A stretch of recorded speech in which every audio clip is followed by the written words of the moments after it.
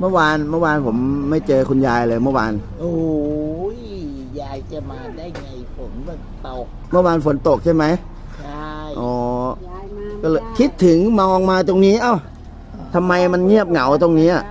ก็ฝนมันตก อ๋อแล้ว มาได้ไง คุณยายนั่งอยู่ในบ้านเหรอ หน้าบ้าน ทำอะไรอยู่หน้าบ้านอ่ะ ก็นั่งมองโน่นมองนี่ อ๋อ มองนู่น อ๋อชมนกชมไม้ ใช่ อ๋อก็เลยไม่ได้ออกมาใช่ไหมเมื่อวาน ใช่ อ๋อนี่ครับคุณยาย เนี่ เนี่ย ย ไฟนี้ก็ต้องชม